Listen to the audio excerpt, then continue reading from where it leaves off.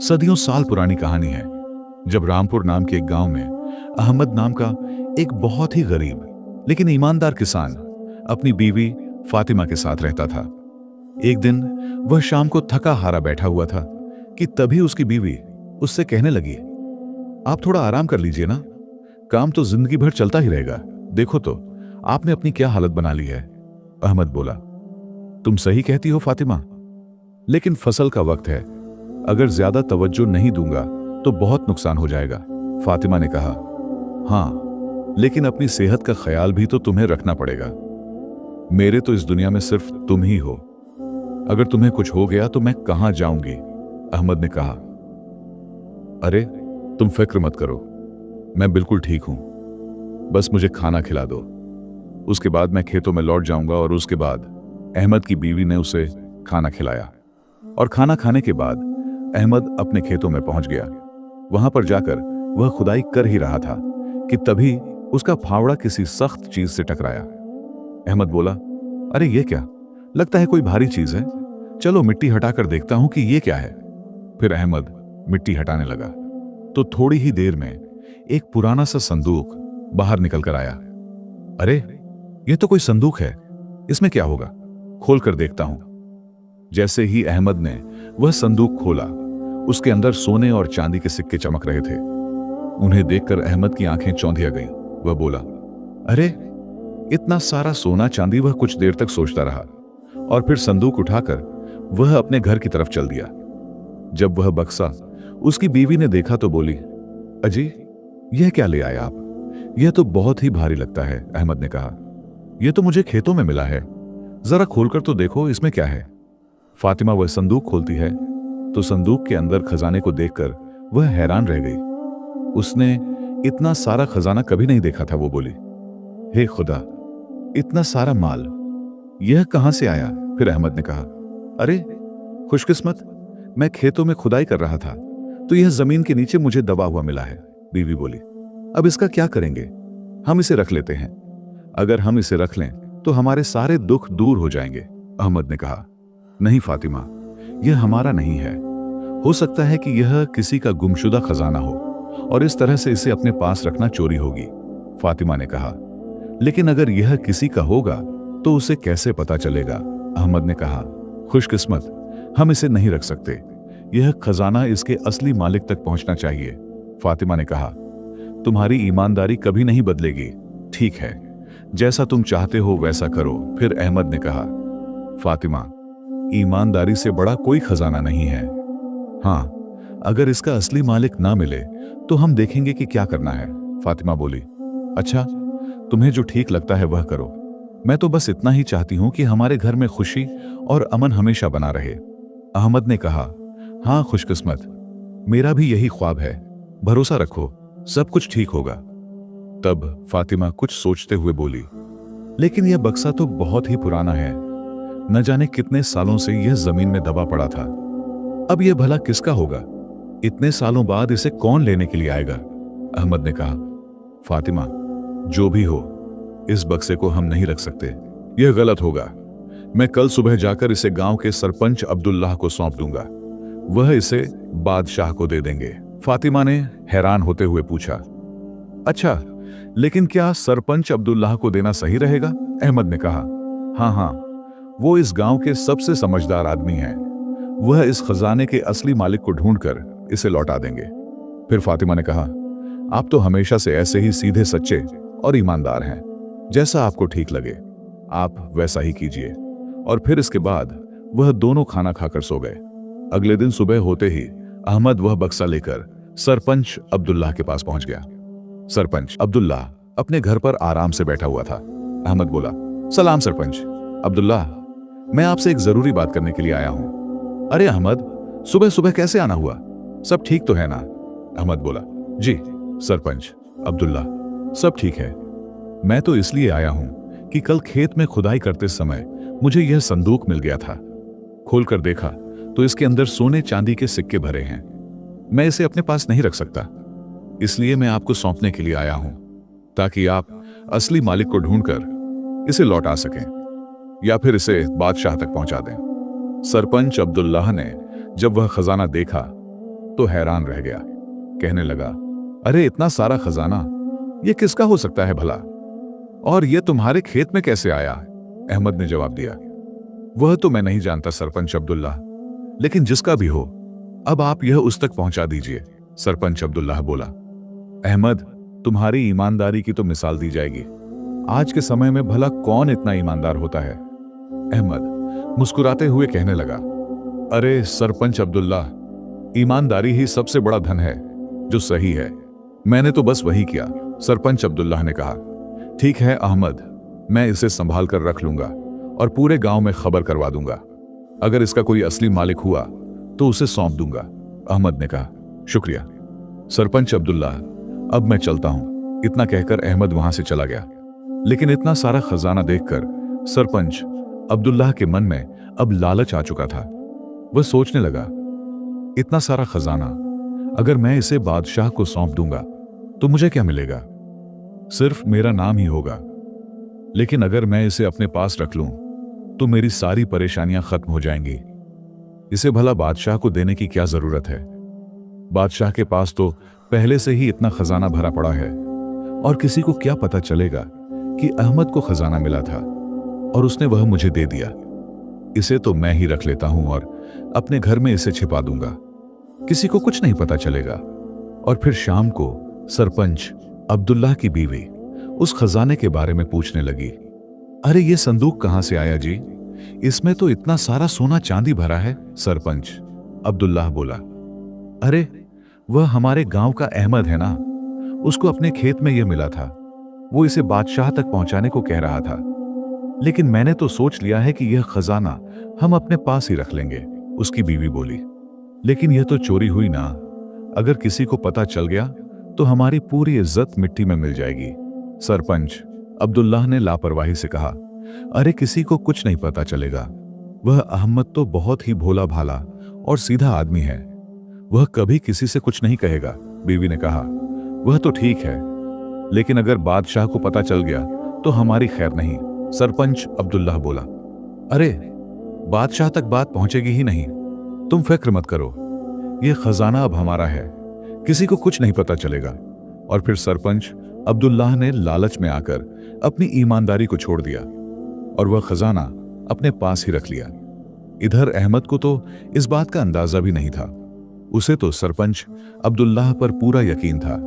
जब अहमद घर पहुंचा तो उसकी बीवी पूछने लगी, क्यों जी, वो खजाना सरपंच अब्दुल्लाह को दे आए, उन्होंने क्या कहा? अहमद ने जवाब दिया, अरे वह क्या कहते, मैंने उन्हें साफ साफ कह दिया कि खजाने के असली मालिक को ढूंढकर उसे दे दें या फिर इसे बादशाह के खजाने में जमा करवा दें। उसकी बीवी कहने लगी, कहीं ऐसा तो नहीं कि सरपंच अब्दुल्लाह उस खजाने को अपने पास ही रख लें और बादशाह तक पहुंचाए ही नहीं। फिर अहमद ने कहा, फातिमा, सरपंच अब्दुल्लाह एक बहुत ही नेक इंसान है, वह ऐसा नहीं करेंगे, वह जरूर खजाने के असली मालिक को ढूंढकर उस तक पहुंचा देंगे। बीवी बोली, लेकिन फिर भी खजाने का लालच बहुत बुरा होता है, मुझे तो डर लगता है कि कहीं हम पर कोई चोरी का इल्जाम ना लगा दे। अहमद उसे समझाते हुए कहने लगा, अरे इसमें डरने की क्या बात है, वैसे भी हमने कोई चोरी नहीं की है, हमने तो वही किया जो सही था, अब बाकी जो भी होगा वह खुदा देखेंगे। दूसरी तरफ सरपंच अब्दुल्लाह का लालच अब उसे गलत रास्ते पर ले जा चुका था। दोपहर का वक्त था, गांव में हलचल बहुत ही कम थी। गांव के चबूतरे पर कुछ लोग बैठे हुए थे, जिनमें बिलाल और हसन आपस में बातें कर रहे थे। अरे तुमने सुना कि अहमद के खेतों में खजाना मिला था? हाँ, मैंने भी सुना है, लेकिन वो अहमद ही है जो बिना किसी लालच के वो खजाना सरपंच अब्दुल्लाह को सौंप आया। आजकल के समय में भला कौन इतना ईमानदार होता है? सच कहते हो भाई, कोई और होता तो चुपचाप वो खजाना अपने घर में छिपा लेता, लेकिन अहमद की ईमानदारी तो आज मिसाल बन जाएगी। अगर मुझे वह खजाना मिला होता तो मैं अपनी पूरी जिंदगी ऐश से गुजारता। लेकिन एक बात मेरी समझ में नहीं आई, सरपंच अब्दुल्लाह को खजाना मिले हुए 1 महीना हो गया, लेकिन भाई एक बात मेरी समझ में नहीं आई, 1 महीना हो गया, लेकिन आज तक सरपंच अब्दुल्लाह ने उसके असली मालिक के बारे में किसी को नहीं बताया। अगर कोई उसका असली मालिक होता तो सामने आता और हमें उसकी कुछ ना कुछ खबर तो जरूर मिलती। सरपंच अब्दुल्लाह को वह खजाना बादशाह को सौंप देना चाहिए था। अरे, उस बेचारे अहमद को क्या पता कि सरपंच अब्दुल्लाह ने वह खजाना अपने पास रख लिया है। उसने तो अपनी तरफ से सही किया था, लेकिन अब देखो ना, जब से खजाना मिला है, सरपंच अब्दुल्लाह का घर कितना चमकने लगा है। सच कहते हो भाई, पहले तो इनके घर में टूटी फूटी चारपाई थी और अब तो नया पलंग आ गया है, और वह बैलगाड़ी भी तो उन्होंने खरीद ली है। हाँ भाई, सुना तो मैंने भी है कि उनकी बीवी अब हमेशा नए नए गहने पहनती है। अचानक ये सब कैसे हो गया? मुझे तो पक्का यकीन है कि सरपंच अब्दुल्लाह ने वह खजाना बादशाह को दिया ही नहीं, वरना उनके पास इतना पैसा कहां से आता। हाँ भाई, तुम्हारी बात में दम तो है। 1 साल पहले तक उनके घर की क्या हालत थी, वह सबने देखा है, और अब गांव में सबसे बड़ा घर उन्हीं का हो गया है। लेकिन यह बात अगर अहमद को पता चली तो क्या होगा? अहमद को क्या? अगर बादशाह को पता लग गई तो सरपंच अब्दुल्लाह की खैर नहीं। हाँ, लेकिन एक बात पक्की है कि अहमद की ईमानदारी ने सरपंच अब्दुल्लाह की किस्मत बदल दी, और बेचारा अहमद अपनी झोपड़ी में ही रह गया। इस तरह से सभी लोग अपनी अपनी राय दे रहे थे। दूसरी तरफ उसी शहर के बादशाह के महल में एक दिन दरबार लगा हुआ था। सामने वजीर खड़ा था। बादशाह के मन में अपने राज्य की प्रजा का हालचाल जानने की इच्छा हुई। बादशाह चाहता था कि यह काम बिना किसी तामझाम के किया जाए। वह खुद गांव गांव जाकर अपनी प्रजा की हालत देखें। बादशाह ने कहा, वजीर, कई दिनों से मैं सोच रहा हूं कि एक बार अपने राज्य का सफर किया जाए। सुना है कुछ गांव में हालात ठीक नहीं है। वजीर बोला, बादशाह, आपकी बात बिल्कुल ठीक है। अगर आप खुद जाकर अपनी प्रजा की हालत देखेंगे तो सारी हकीकत साफ हो जाएगी। बादशाह ने कहा, हाँ, वह तो ठीक है, लेकिन मैं अपने असली रूप में नहीं जाना चाहता। अगर मैं बादशाह की तरह जाऊंगा तो लोग सच बोलने से कतराएंगे। हम दोनों ऐसा करेंगे कि आम वेश बनाकर गांव का हालचाल जानने के लिए चलेंगे। अगले दिन बादशाह और वजीर ने आम किसान का वेश लिया और फिर अपने राज्य के सफर पर निकल पड़े। वे घूमते घूमते उसी गांव में आ पहुंचे जहां पर कुछ दिन पहले अहमद नाम के एक किसान को अपने खेतों में खजाना मिला था। बादशाह कहने लगा, वजीर जी, यह गांव तो बड़ा ही खुशहाल लगता है, लेकिन सुना है कि यहां के कुछ लोग अभी भी गरीबी में ही जीवन गुजार रहे हैं। वजीर बोला, हाँ बादशाह, यह जानने की जरूरत है कि यहां पर कौन ईमानदार है और कौन नहीं। इसके बाद बादशाह और वजीर ने गांव में घूमना शुरू कर दिया। दोनों गांव के चबूतरे की ओर बढ़े, जहां पर बिलाल और हसन बैठे हुए दिन भर की बातों की चर्चा कर रहे थे। बादशाह और वजीर उन दोनों के पास पहुंचे। बादशाह बोला, भाई, इस गांव में सब कुछ तो अच्छा लगता है, लेकिन एक बात मेरी समझ में नहीं आई कि यहां के सरपंच अब्दुल्लाह इतने अमीर कैसे हो गए। हसन बोला, भैया, हम तो साधारण किसान हैं, हमें क्या पता। लेकिन सच कहें तो जब से सरपंच अब्दुल्लाह को वह खजाना मिला है, तब से उनके दिन ही बदल गए हैं। बादशाह ने पूछा, खजाना? किसका खजाना? हसन ने कहा, अरे, कुछ दिन पहले अहमद को अपने खेत में खजाना मिला था। अब वह तो एक ईमानदार आदमी है। उसने वह खजाना सीधा जाकर सरपंच अब्दुल्लाह को दे दिया था। लेकिन अगर वह खजाना अहमद खुद ही रख लेता तो किसी को क्या पता चलता। लेकिन उसने ऐसा नहीं किया। वह तो सीधा और सच्चा आदमी है। उसे लगा कि यह खजाना किसी और का होगा, इसलिए उसने वह खजाना ले जाकर सरपंच अब्दुल्लाह को दे दिया। बादशाह ने पूछा, अच्छा, फिर क्या हुआ? हसन बोला, होना क्या था, सरपंच अब्दुल्लाह ने वह खजाना बादशाह को सौंपने की बजाय अपने पास ही रख लिया। बादशाह बोला, लेकिन यह तो उन्होंने गलत किया। उस खजाने को तो बादशाह तक पहुंचाया जाना चाहिए था। हसन बोला, वो बात तो है, लेकिन ऐसा हुआ नहीं। अब देखो ना, सरपंच अब्दुल्लाह के घर में पहले तो खाने के भी लाले पड़े हुए थे, और अब नया मकान, बैलगाड़ी और ना जाने क्या क्या उसके घर में आ गया है। बादशाह ने कहा, इसका मतलब तो यह हुआ कि सरपंच अब्दुल्लाह ने बेईमानी की है। हसन बोला, हम यह तो नहीं कह सकते, लेकिन यह सब बदलाव देखकर किसी को भी उस पर शक हो सकता है कि इसके पास इतना सारा धन इतनी जल्दी कहां से आ गया। और फिर बादशाह और वजीर वहां से कुछ दूर चले गए। तब बादशाह कहने लगा, वजीर जी, मुझे तो लगता है कि कुछ गड़बड़ है, हमें इसे देखना चाहिए। वजीर बोला, जी बादशाह, लेकिन हमें अहमद की ईमानदारी की भी तारीफ करनी चाहिए। अगर सरपंच अब्दुल्लाह ने सच में वह खजाना छुपा लिया है तो उसे सजा मिलनी चाहिए।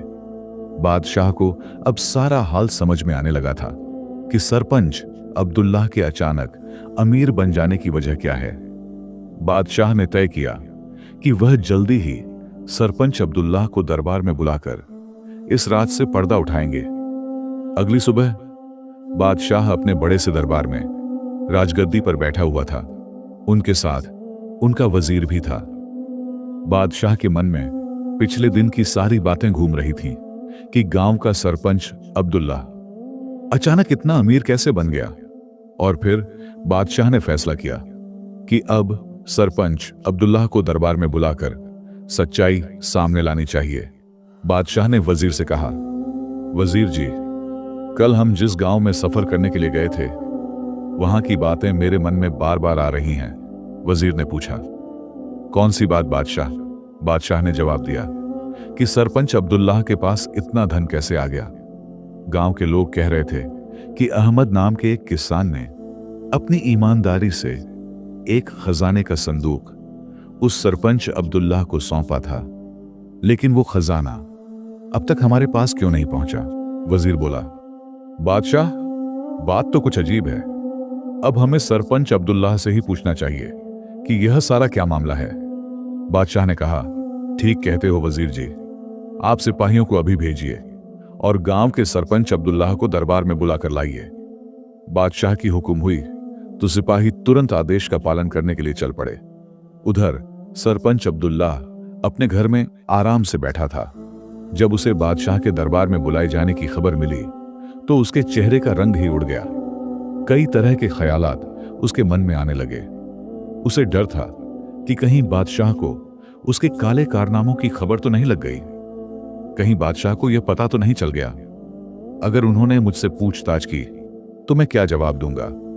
मैं इस बात से इनकार कर दूंगा तो शायद मैं बच जाऊं। कुछ देर के बाद सिपाही सरपंच अब्दुल्लाह को लेकर दरबार में हाजिर हो गए। बादशाह ने सरपंच अब्दुल्लाह से पूछा, सरपंच अब्दुल्लाह, मुझे पता चला है कि तुम्हारे पास एक खजाने का संदूक है जो तुम्हें शाही खजाने में रखवाना चाहिए था, लेकिन तुमने वह मुझ तक नहीं पहुंचाया। सरपंच अब्दुल्लाह कहने लगा, बादशाह, आपको किसी ने गलत खबर दे दी है। मेरे पास कोई खजाना नहीं है। अगर ऐसा कुछ होता तो मैं खुद आकर आपको सारी बात बता देता। किसी ने जानबूझकर मेरे बारे में आपको भड़काया है। सरपंच अब्दुल्लाह की बातें सुनकर बादशाह कुछ सोच में पड़ गया, क्योंकि बादशाह के पास सरपंच अब्दुल्लाह के खिलाफ कोई ठोस सबूत नहीं था। इसलिए उसने सरपंच अब्दुल्लाह को जाने दिया। परंतु सरपंच अब्दुल्लाह के जाने के बाद बादशाह अपने वजीर से विचार करने लगा। वजीर जी, सरपंच अब्दुल्लाह तो इस तरह से और इतनी आसानी से अपने जुर्म को कबूल नहीं करेगा। इसके लिए हमें ही कुछ करना पड़ेगा। वजीर कहने लगा, बादशाह, आप बिल्कुल बेखबर रहिए।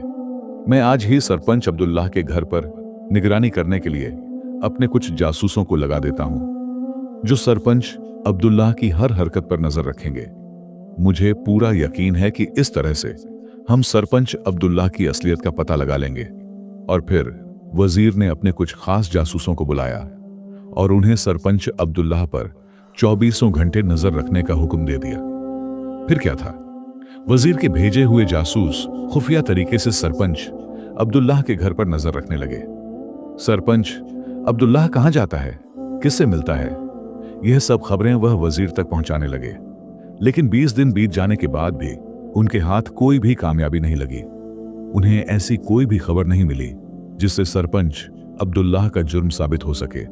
वजीर इस बात से फिक्रमंद था, लेकिन उसे पूरा यकीन था कि सरपंच अब्दुल्लाह एक बेईमान आदमी है और खजाना उसी के पास है। इधर सरपंच अब्दुल्लाह बड़े ही आराम से अपने दिन गुजार रहा था कि तभी एक दिन गांव में बादशाह का भेजा हुआ एक सिपाही आया और ऐलान करने लगा कि सभी गांव वालों को यह सूचित किया जाता है कि आजकल शहर में चोर और लुटेरों का एक गिरोह आया हुआ है, जो शहर में चोरी और लूटपाट की घटनाओं को अंजाम दे रहा है। इसलिए सभी गांव वालों को सावधान रहने की हिदायत दी जाती है। अगर आपको कोई ऐसा मशकूक आदमी दिखे तो उसकी खबर शहर के कोतवाल को दी जाए। आप सभी के सहयोग से उन लुटेरों के गिरोह को पकड़ा जाएगा। गांव के लोग यह सूचना सुनकर कुछ घबरा गए थे। गांव के सरपंच अब्दुल्लाह को भी जब यह खबर मिली तो वो अपने खजाने को लेकर काफी फिक्रमंद हो गया कि कहीं लुटेरों की नजर उसके खजाने पर ना पड़ जाए। एक दिन सरपंच अब्दुल्लाह जब सुबह सोकर उठा तो उसे अपने घर के आंगन में एक कागज का टुकड़ा गिरा हुआ मिला, जो एक पत्थर में लपेटकर वहां पर फेंका गया था।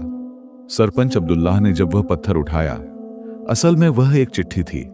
सरपंच अब्दुल्लाह उस चिट्ठी को खोलकर उसे पढ़ने लगा, जिसमें लिखा था, सरपंच अब्दुल्लाह जी, हमें पता लग गया है कि तुम्हारे घर में सोने चांदी से भरा हुआ एक संदूक है, लेकिन अब वह संदूक अब ज्यादा दिन तक तुम्हारे पास नहीं रहेगा। बहुत ही जल्दी हम तुम्हें मारकर वह संदूक उठाकर ले जाएंगे।